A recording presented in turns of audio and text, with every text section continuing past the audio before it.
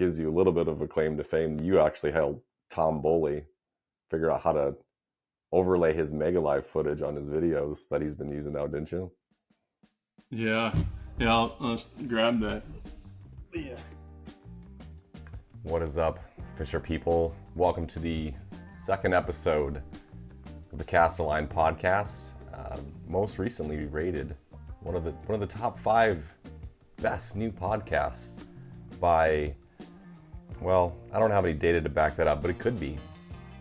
If you listen, if you like, if you do all the things, you do all the shares, I'd appreciate that. We're going to be talking about filming fishing videos in this episode. I got my buddy Randy from Ripping Lips Adventures. We're going to dive into all kinds of stories about things that we've done while we're filming fishing videos, a little bit about how we do it, mostly how he does it. He's a lot better than me. He's basically a professional videographer, that guy. And of course, there'll probably be some stories about some of our fishing adventures along the way, but hopefully you're just ready for a good conversation, a good discussion. Put that listening device down, keep the headphones in, the TV on, whatever it is you're doing. Go about your day, let it play. Enjoy this week's episode. Here's Randy. And as he always says on his videos, you're going to love it. What's up, Randy, my friend? How you doing? Welcome to the Cast Line podcast for the first time. I'm doing great. Thanks for having me, Brett. How was Wheel of Fortune? Oh, it was excellent. It could have had a little bit more money in the game tonight, but It was good. For the people listening, we were going to record this a little earlier, but Wheel of Fortune is, what's the word? Sacred? Sacred in the Belisle household. Kind I've of. watched it with him a handful of times. And we do a lot of exciting stuff when we're not fishing up in North Dakota. It's pretty phenomenal. Wheel of Fortune, one thing included. Entertainment, Yep. Speaking of entertainment, we do fishing videos. You're like, so I was so lucky that I wound up having a friend in Garrison, North Dakota, who's like, I consider an expert videographer. You might not consider yourself an expert videographer, but I have learned so much from you about the process of making and editing videos. I'm still not on Randy Belisle level, but why did you start making fishing videos? Well, And what did you do first? So like your video I background before that. I feel lucky that I ran into you. I mean that's part of the whole thing was just like, what am I going to do with my I don't know if I would call them excellent skills, but I just had a passion for it, I guess. So regardless of having any excellence in it or anything, it's just always been something I've been interested in since 1997. 1996, 1997 is when I was in college at Valley City State University, and the football coach said, "Hey, you've got a broken back. You're not playing football.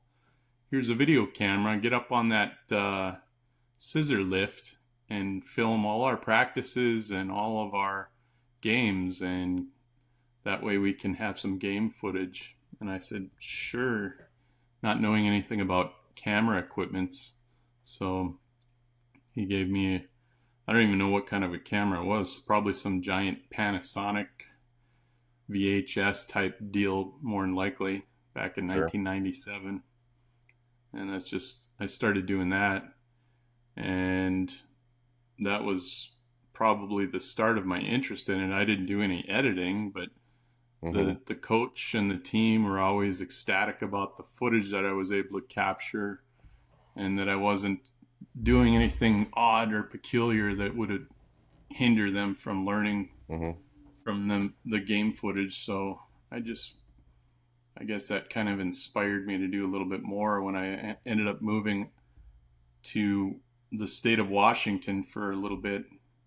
I had nothing to do with video equipment for probably a year after I graduated college there. And when I got my teaching job in California, the first thing I did was I went surfing that weekend that I moved to California, and I signed up for a cattle call agency in Hollywood to be in movies and TV and stuff. So, and that was not to be a celebrity or anything. It was just to learn how to be behind the scenes, potentially be a camera person for TV and movies. Mm-hmm.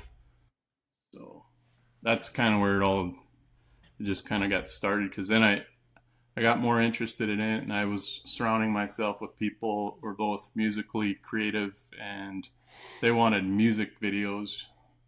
So I bought a cheap camera at a Best Buy, or actually, no, it was a Good Guys, I think, Mm. before they went out of business in Fresno, California.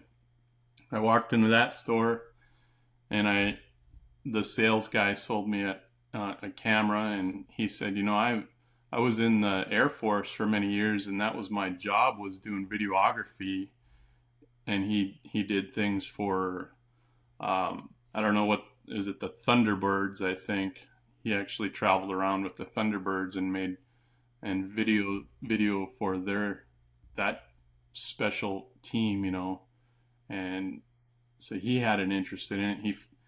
We met each other. We basically just kind of hit it off real well, just like you and I did at the fish cleaning station, but it was just in a different situation. Mm-hmm. It was just like creative minds getting together and just Mm-hmm. like all of a sudden bouncing things off of each other. And Mm-hmm. we took off with this One Step Pictures videography company, and ended up being a lot more wedding videos than other creative things. It's like you get this equipment and you find people that are interested in it, and then you start to do things that helps pay for the equipment. And that Right. was where it was like, oh yeah, we've got to do some weddings because they're going to pay us some money to help pay for all this expensive video equipment and computer Mm-hmm. stuff. So, but Classic videographer gig, weddings.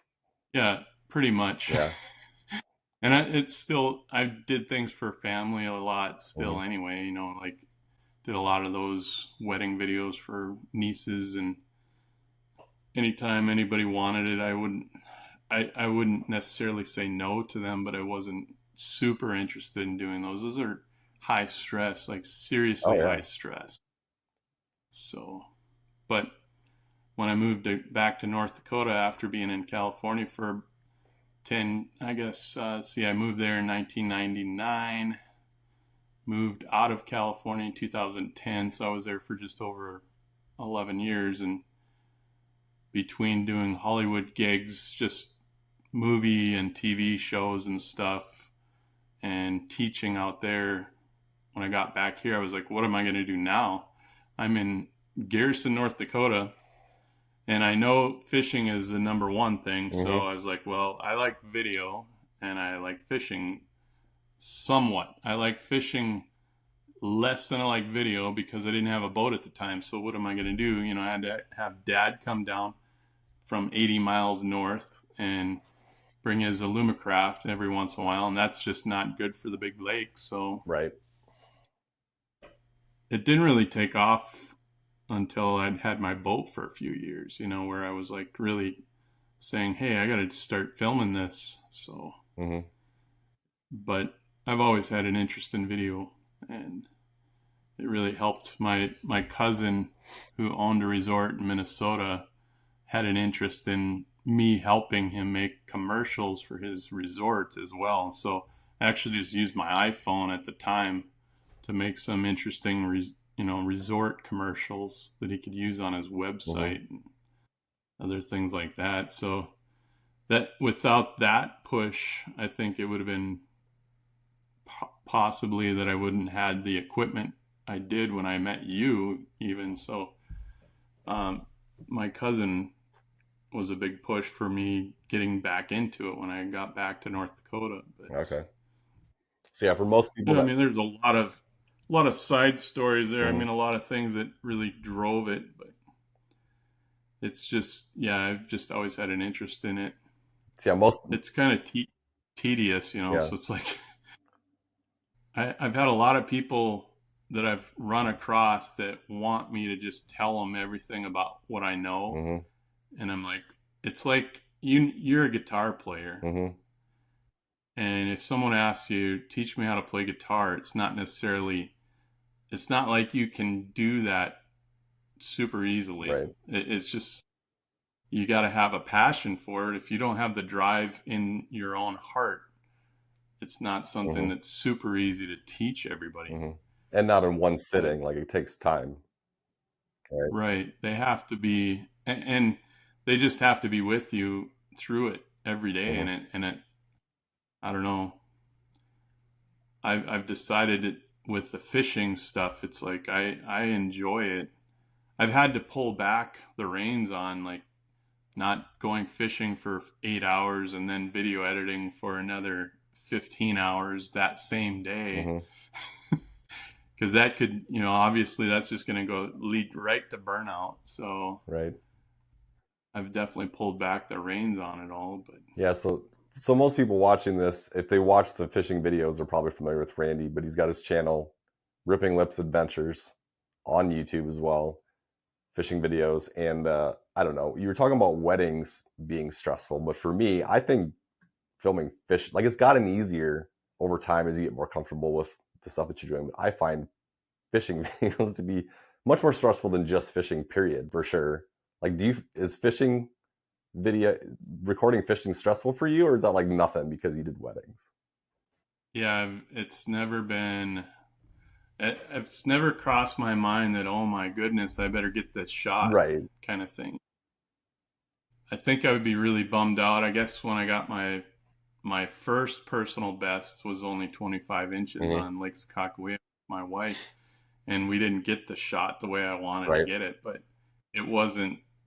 It's like, oh well. Yep. I mean, at least I got some video of it to have that Yep. memory captured. Yeah, because so like when I first started doing it, I was always, like I told you before in personal conversations, I was always focused on the fishing, and then I had a camera going. And then it's like you want to actually, okay, make sure I capture this experience so that they can feel like they were there and they appreciated what was going on. So like then it became like, so in the beginning, I just, if especially if I had a big fish on, I would get really quiet. I wouldn't talk to the camera. I do everything I could to land the fish and then show it off to the camera. But like then I realized, like, I need to be saying something in that moment, and I need to like try to get a better so I started doing the thing where I would, because I don't only have one camera usually, so I would crank the camera down into the water so you could watch the fish swim in the water, watch the net job. And that was like a stressful skill of like figuring out how do I do all of this but not mess it up and lose the fish in the process, and like if you got to reach to like turn the camera, then you got to make sure you don't put extra pressure on the fish, so you got to keep, you know what I mean, all of that stuff. Yeah. It's easier if you got more cameras and all that kind of stuff, but I found that to be super stressful. And just like the things that go wrong, like it's not as important to get a shot as like in a wedding, but there's so many things in fishing when you're dealing with weather and wind and waves and rain, and like, oh, and then all of a sudden a clip, you know, bonks out on you and doesn't save, or like your mic dies, oh shoot, do I have another battery for my camera, whatever it is. And like when I was going to actually record this, like I've been having this issue where my mic stuff is charged, and all of a sudden I go to pull it out and it's not. So I had to like quick, thankfully I looked at it like an hour before this, so I had to go quick charge the mic again to make sure that this podcast worked and all that kind of stuff. But did you get a lot of, Yeah. how often does stuff The go only wrong thing, for you when you're filming fishing? yeah, I was just gonna say, like, the only thing that I found is that it's 100% every single time something's gonna go wrong. Right. And that's the only difference between fishing videography and wedding videography. I've probably only done 6 weddings, but between those, in some of those 6 weddings, I had, man, I had 9 cameras in one wedding, and I didn't have any Mm-hmm. problems with those 9 cameras, because I don't know if it was just because you're in the elements different. It was an outdoor Mm-hmm. wedding, but I don't, there was no issues. Like, I just had, the biggest issue was trying to sync all of them Right. together so that I could do the cutting Right. and the editing. but and then having a big enough hard drive for all of those things. But when it comes to fishing, it's almost 100% fail on some Yeah. level. Like I've had, um, I guess most of it's been due to the GoPro.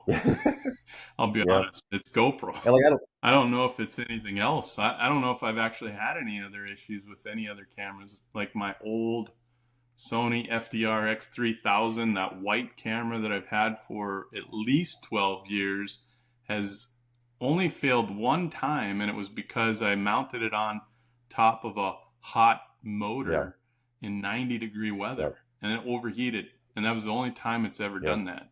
Whereas my GoPros have overheated anytime it's over 70 degrees, it's almost guaranteed one or both are going to be Yeah. overheating and not get a shot. Like we didn't, I do miss, and I wish we would have got that crappie.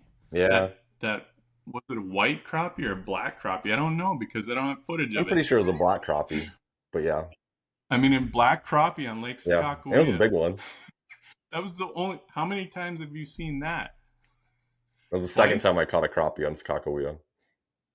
And did you get footage of it the No. first time? No.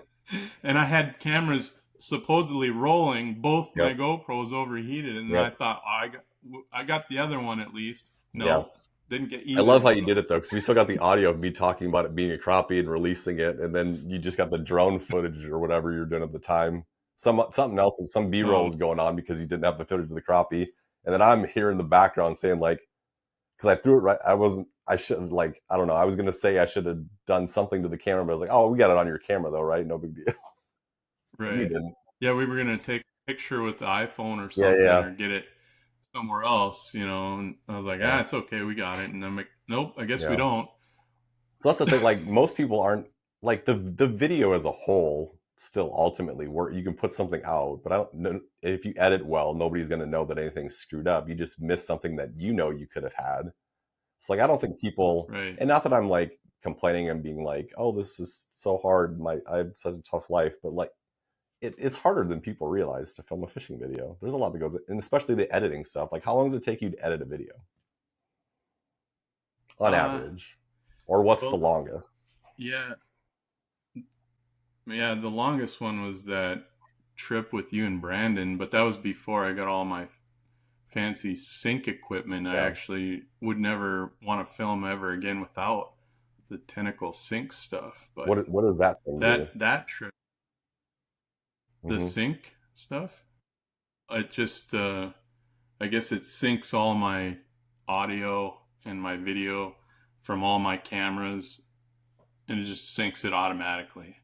So then I can just basically go back in and cut it, edit everything in real time, and basically don't have to line everything up using software outside that doesn't quite work right, or if you've got audio for 10 hours and you've got different cuts of video throughout it, it's a Hmm. mess.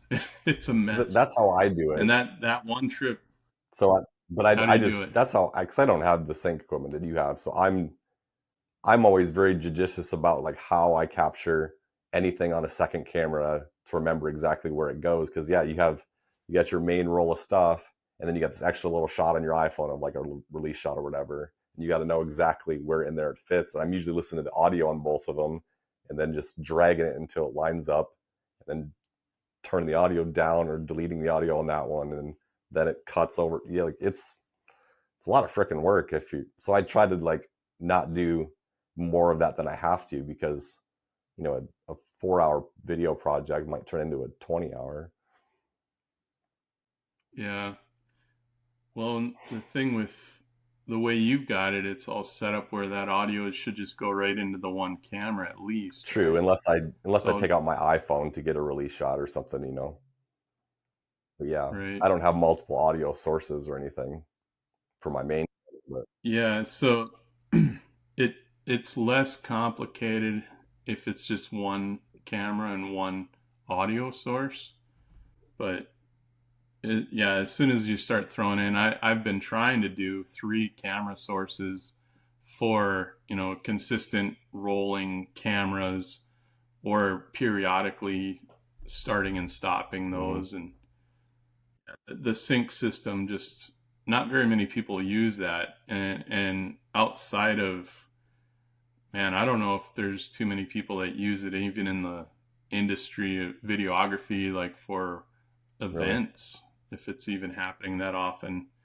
I just discovered it a few years ago, and I feel really lucky to have Yeah. found it. It's pretty expensive. Yeah. It's saved me so much time Right. when I want to do more than two cameras. So So what's the longest? So that video with my brother, I'm assuming you're talking about the deep water video back in the day. How long did that take you to edit, and how long does a video like that take now with the sync stuff? that was at least Oh my 40 hours of like in front of the computer, because I had every one of us had a microphone at that time, Uh-huh. and those were all being recorded on a separate audio track with just a audio recorder. So it doesn't sync automatically with any one of those cameras that I was using on your boat that day. And I had a Nikon camera. I had probably three GoPros going. Oh, I had a DJI Osmo Pocket. I had a phone. I had at least five or six different camera things coming in. So then I had to go back in and sync and or find the audio from a 10-hour, I don't know if it's probably closer to 6 hours, 7 hours that day, because it got dark early in the afternoon, like 4:30 or Hmm. 5 o'clock. So it was a nightmare. It was pretty much one of the major reasons why I decided to spend $1,200 on audio syncing equipment. Yeah. That's really, that trip right there kind of pushed me over the edge, and made me start to brainstorm, what can I do to not have that happen ever So, again. And now these edits, so I'm just about done with the trip from October. I mean, back when your brother was on the boat with you and me, it's going to be close to a 50-minute video the way it's working out. mm, And it I've only been working on it. What did I think I started it on Sunday. What day is it? It's Monday. I'm almost mhm, done with it. It took me just a day, mhm. so I can do that whole thing in a lot shorter time. It's not going to be Hmm. 40 hours, that's for Nice. sure. So, Yeah, I think the longest video project I've ever done, well, like a fishing video, occasionally if I'm doing something really involved and I'm spending a lot of time, it might be like 8 hours. I There was the one that like documentary like that my brother and I did about his, I don't know, 30 some inch walleye that he snagged in the tail and then the massive pike afterwards. There's a lot of back and forth. That might have taken me like 12 hours. That's probably the longest I've ever spent though. But still, like a lot of people ask me like, after we go fishing, if they were in a video or something, like, you got those videos done yet? And I'm like, no, like, I think they're under the impression that it's like, I don't know, a half hour or an hour thing and just slap the files in there and post it. It's a lot of work. yeah. No, actually, the way my setup is, it takes a lot longer to put the files on the computer in Mm-hmm. some cases. So I might have four or five different cameras and three different audio sources, and then just uploading those onto the hard drive of the Mm-hmm. computer takes 3 hours. Mm-hmm. So But yeah, it's yeah, I like don't on one know. hand, I've found a lot of things to get more efficient and be faster, but on the other hand, I've also learned a lot of editing tricks to make videos, I think, better and more engaging. And so I wind up spending more time doing those things. Like, even if it's like inserting little graphics of like side imaging and arrow, fish here, like all those little things, I think help somebody who's watching it and make it more engaging, but they're tedious and they take a lot more time to do. So Yeah, I'm saving more time, but also spending more time. And I think net, it takes me longer than it ever has now. But hopefully it's worth it. I don't sure. know. I don't know. What do Right. you? What are the things that Yeah, you I'm think always, you've done in the last like year that make videos better? What have you been looking into that's like, I want to add this, do this differently to keep people more engaged, make it more entertaining, more helpful?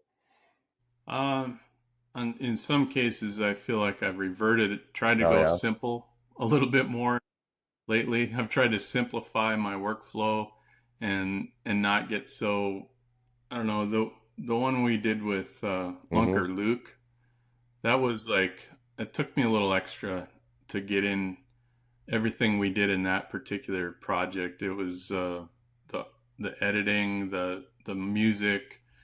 I don't pick so much music anymore. I try to keep that to a minimal thing. I've noticed that if I'm going to watch a fishing video, I don't want to always hear a background Mm-hmm. track all the time either. So I just kind of let that kind of go. And I might use one or two tracks in transition between moving or, just small little periods of time where Mm-hmm. I can use it. But I'm not going to lay it on the whole track or the whole audio video. And that helped speed things up. But I also, in the sound design, I try to actually use really small little clips, Mm-hmm. sound effects. I mean, just little FX that people Mm-hmm. don't notice. They probably don't notice, but if you Yep. don't have them in there, they That's, yeah, notice that's it. the whole, they don't know, So, but it's like subconscious. If they weren't there, they would lose interest or feel like something's missing. And that's so like I do like a yeah, first pass of my video, and then I put it away for a little while, an hour or two, and I go back and rewatch it as if I'm a viewer and go, what's this missing? What does it need? Oh, I don't really understand what he was talking about here. Maybe I can show a screenshot of something or some B-roll of something else. And like the more, and I find right. there's a certain pacing and a flow to video that I find pleasing, I guess. So like if I don't cut close enough, or if I don't change the screen, if I don't zoom the screen, if I don't something, like it just becomes too boring, for lack of a better word. So like I'm always thinking like, what can I do to keep engagement? And there was actually like, I'm trying to transition over to a new software instead of iMovie, which is DaVinci Resolve. And there's, I think it was that one, or maybe it was another one that when I was researching, but they have what they call like a boring detector. So like if it goes six Oh, really? seconds without the frame changing or the shot changing or the camera or a graphic or something, it'll mark all of those spots to say do something here, which is kind of what I do when I'm editing. Yeah, But like I thought that was kind of interesting. sure. And if you watch like, especially like some of the really higher end like YouTube vloggers, like it's so fast paced, you can't not watch because you're going to miss something. Things are happening, changing, flipping. Right, It's just so like, I don't know. It's sometimes almost overstimulating for me to watch some of those videos, but it's, you don't get bored by any means. right. Yeah, I've gone back to this one that I'm on right now. It's at 52 minutes, so I'm going back through and I'm doing a lot of I'm J trying to do more cuts of that where too. you line up the audio and the video, and then you can hear the audio before you see the Yep. image coming up. So you kind of have a, and then if you do enough J cuts, it flows and it does gets rid of that six Yeah. seconds that the boring kind of Yeah. helps For with it. people that But might not understand that, like with basically fish, what he's saying is like, you're still showing the shot from the previous screen and they're already talking about what's happening in the next frame ahead of time. And it just kind of like leads your attention to the next, oh, there's something else coming again. And it just keeps you like in yep, the moment. I got to do more. I right. keep telling myself to do more of those, and I'll do like one or two in a video and then I forget. But it helps. Yeah, because it's so much easier to just cut this. You have this clip and then this clip, and then the audio, if you don't do any J formatting with it, It feels it's like, choppy. eh, it's so much easier, but it doesn't sound as Hmm. good, or it's Yeah. jarring. It's a little Hmm. too And jarring. I that was one of those things I didn't notice it until I watched some videos that had it, and I'm like, there's something different they're doing, and I don't know what it is. And then it occurred to me, I'm like, oh yeah, they're talking about the next thing already. Well, they're okay. I see what they're doing, and then I researched what it was Yeah. called, and yeah. But that's again, it's another little thing that takes another 30 seconds or a minute to do every little adjustment to a J cut. Makes things longer, but Yeah, it helps a lot. it does. And I don't know, it makes it more challenging in a fishing video if you because we don't have a script Exactly.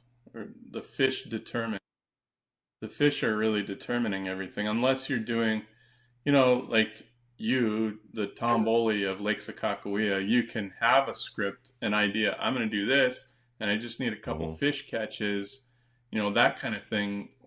Well, you have a little more control over that. But when it comes to we're going to be three guys in a boat fishing today, and we don't know what we're going to talk about, and we don't know if it's even going to be worth watching again.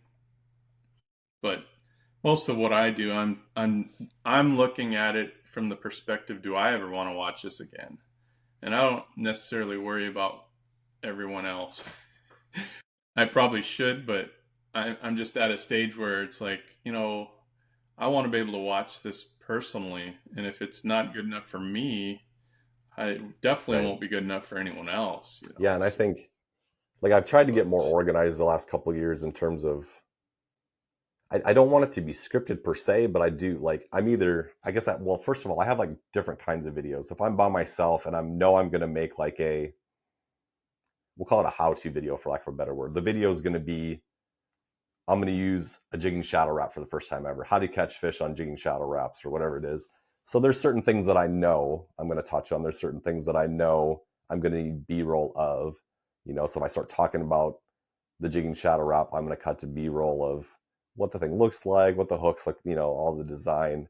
So that's what I mean when I was saying like, I know in my head how I'm going to line up this other stuff since I don't have like sync equipment. So I'm just taking shots like for 5 or 10 seconds of little things that are easier to piece in there. So some of those are planned out, but then I also just have like especially if other people on the boat, especially if it's like family and friends, they become more of just like a fishing adventure entertainment video, and then I don't think about that stuff. I might throw in like little tidbits along the way as they come to me, like, oh, this might be interesting to a viewer. Like, how did we do that? What were we using for that? Whatever it is, but it's not as thought out. But I never do like my most scripted videos are the ones that I do here at home in the office, and it's like a talking head video, and it's like I don't know if I were to do like my top 5 favorite spring walleye fishing lures. Like that's super, super scripted for sure. right. How was that day you videoed the wedding proposal? What was that like? Okay, so like for you doing the weddings, like that was the most stressful one I ever did. Yeah, So I can basically, what imagine. happened Yeah. was it was my cousin that was going to propose to his girlfriend, and they had booked a family fishing trip. And the first time we did it, it was just one boat, and then they brought more people, obviously, the future fiance included. So Kent, my guide partner, was doing the other boat. So we had to coordinate, first of all, where he was going to hide the ring, when he was going to do it. We had told Maddie beforehand, I'm just making a YouTube video. And she knew that I did YouTube videos for fishing. So I wanted to just do a guided trip video. So that was the cover for that. But at some point, we had to make sure that we synced up so we were passing Kent's boat at the right time so they could see it and we could get shots of the other boat, and that he was going to start doing his thing while his mom was distracting her. And at that moment, I had to start moving cameras to focus on her. And that I turned my action camera, not the GoPro, but the Insta360, towards her after she turned around. And then I started slowly sneaking up to the bow of the boat and using my iPhone and trying to get another angle. So I kept flipping angles back and forth from his point of view and her point of view as they were eventually doing the proposal. So she started to pick up eventually when she's like, why is his mom doing this, and why does Brett up here now, and why does he have a camera on me? And then she knew what was going on, but by that time she turned around and he was already down on a knee holding the ring. And then complete luck, like right after the proposal, like as they like hugged or kissed or whatever, the pelicans that were following our boat flew away in the distance. There's like this slow motion shot of pelicans flying behind him as they're embracing. Yeah, it was great. That was the first time I ever had to do anything like that. It was, once it was done, I was like, oh, thank God. Now we can just fish. Yeah. So that was stressful for me. It was pretty neat Yeah. though. No I kidding. I was a little worried people were going I to be don't, like, oh, that's okay, he's getting off topic. That's too cheesy. People love that video though. It did really well. So I was happy about that. It was yeah. for them anyway. Like I didn't care how it Yeah. It's performed, good. but yeah. Yeah. Exactly. I mean, in this platform that we're on with YouTube, it can be so many things. I mean, you see so many people that don't do anything except vlog and talk about. It could be just a talking head Yeah. vlog. It's really kind of interesting that some people really take off and some Yeah. don't, and what love and what they don't love. You just can't To worry some about any of extent, that yeah. though. I think it can be hard. Like you want to think about it a little bit if you're trying to be monetized and like this is like for me, this is part of my job now and I'm trying to like earn a living doing it to some extent. So you're trying to think of like how can I like Yeah, stay true to my niche and my lane but still do something creative like that, like a wedding proposal on the boat or whatever it is. So that's a little challenging. But I don't know, I guess you just keep doing, you get a little better at how do I give them enough of what they're used to and then throw in a little something new at the same time. So it wasn't a complete deviation, I guess. But what's the favorite video you've ever done with us? oh, my favorite video. Man, I don't know. I mean, every time I make a video, when I'm editing, that's my favorite one at the time, like as I'm working on it. So it's hard to say I have a specific favorite because I don't really go back and watch them again. It like very rare that I go back and watch another one. But I mean, obviously the one with Brandon and you, the one that took 40 hours, I spent more time in that video editing it. It turned out okay. It wasn't like, I don't think it's one of my better videos. It's just that Yeah. the elements, I think the way everything worked out and the Yep. fish we caught and everything and the dynamics of the weather and the friendship and you and your brother and all of this stuff just Mm-hmm. worked pretty well. But they all have those certain little things into, that they all have that make them all unique. I don't know if my editing is unique, but everything seems to be, if I have a different person on the boat or if I'm on your boat or whatever, it always ends up being pretty unique. So it's hard to say if I like one over the other. I couldn't even tell you, to be I honest think, with yeah, you, if somebody asked me the same specific. question about like me, I don't know if I have a favorite video that I've done. I've had a few that I really liked and a few that like, that I always think of as like, you know, videos that didn't perform as well as I hoped they would because I thought they were really good kind of stuff. But like, if I'm thinking about somebody else's, like the deep water video is still my favorite, but I really like the big epic stuff, and that's like the most epic video we've ever done because it was like 28 degrees, 30-mile-an-hour winds, snowing at the beginning before we started fishing, and then we just caught amazing fish. It was just like, and we fished till dark. We're fishing like right And we up. had, It's dark when we're loading the boat, and we got our lights on, and like,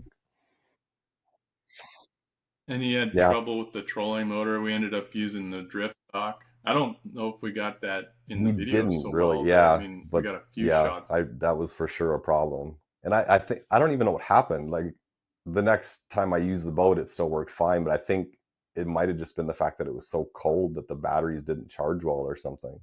Mm-hmm. But yeah, the trolling motor died what, an hour and a half into the day, Right. and we were using a drift sock for the next 6 hours. Yeah, Yeah, that was awesome. for sure. We were all pretty young and green though at that time, so that like it was the best video we could have made where we were. the Right. best fishing I could have put together in that old boat. And yeah, the best video we had done to date for sure. Yep. Oh, nostalgia. So I was talking earlier about like things that we think make a good video, like new things that we're doing to like up our games or whatever. Like you recently sent me a screenshot of, it was like still frame of a release shot of that 27-inch walleye I caught in that video. That is like the most epic photo I think I've ever seen fishing wise. And I'm pretty sure I'll put it up here so that people can see what I'm talking about. But like, how did you get lucky enough to get that shot? And what did you use to get, like, how do you get me and then the fish under the water and the mouth of the fish right in the, like, how do you do that?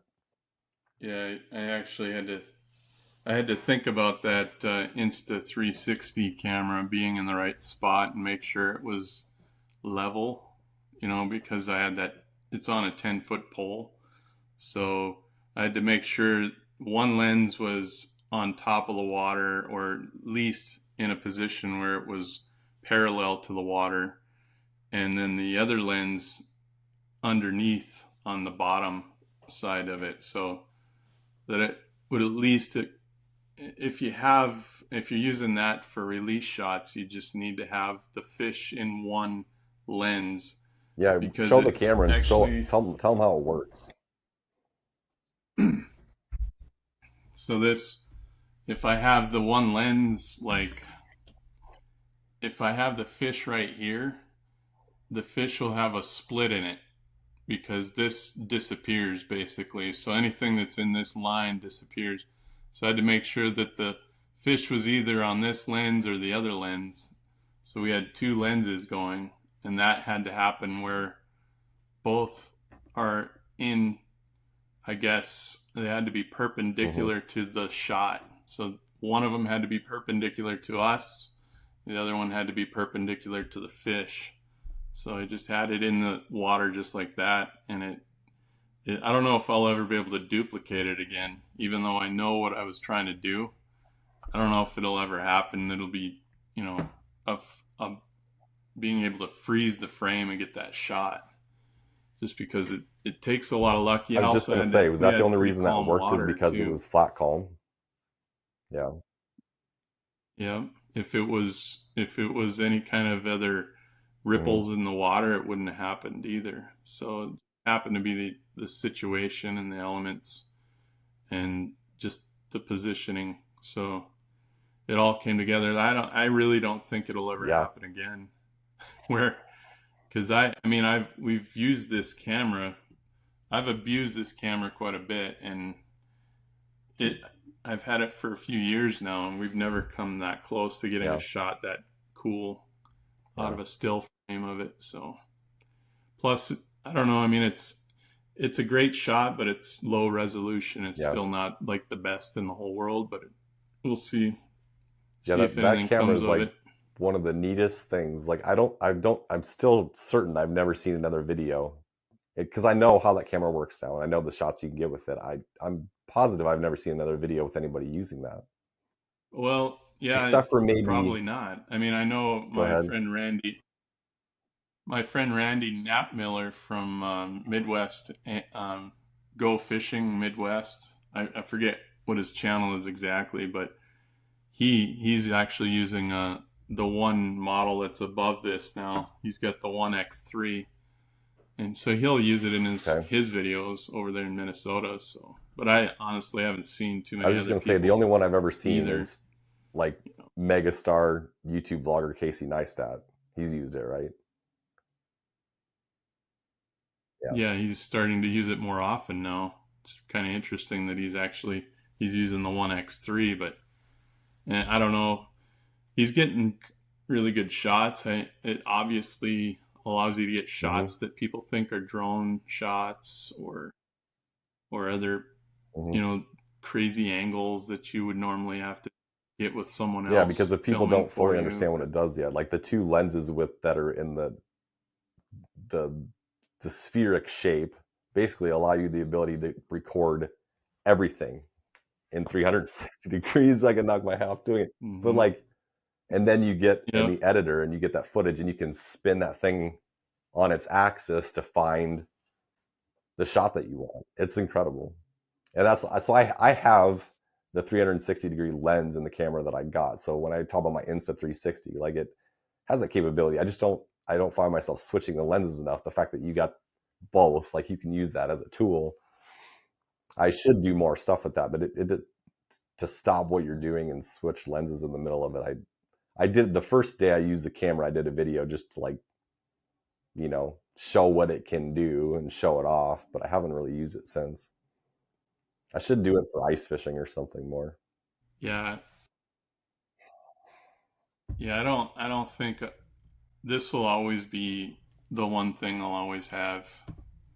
If I have one other GoPro camera, ideally not the GoPro brand, but that's what I'm stuck with right now because I'm into that for Mm-hmm. about $1,500 with two of them and all the accessories. So I don't even feel like I would ever want to sell those to somebody Mm-hmm. else because I think I'd be ripping them off.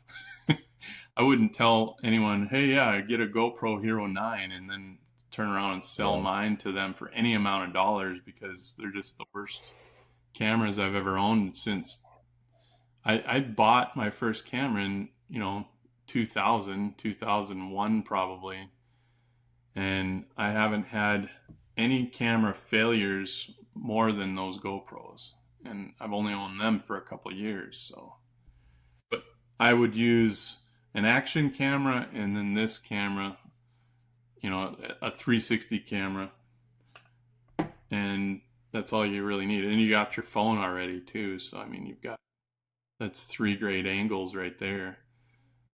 So this thing ends up just being B-roll footage. So not I never really get to use it. I tried to use it as a main camera for a while, but the file sizes are way too big. Oh yeah.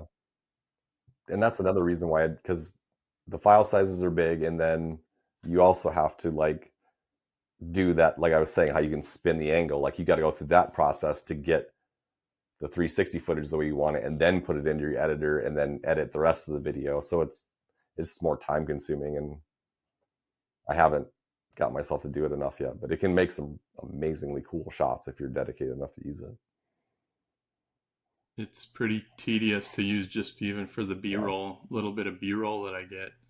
Because I'll take B-roll footage throughout a day, and I might end up with 300 gigs of B-roll for from that Yeah. one camera. So it ends up being Yeah. quite a bit, Yeah. It's pretty nuts.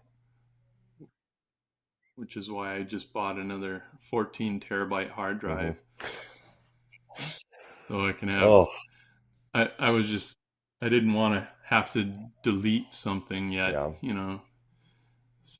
So there's another little camera trick that you learned that gives you a little bit of a claim to fame. You actually helped Tom Boley figure out how to overlay his Mega Live footage on his videos that he's been using now, didn't you? Yeah, yeah. I'll grab that. Yeah.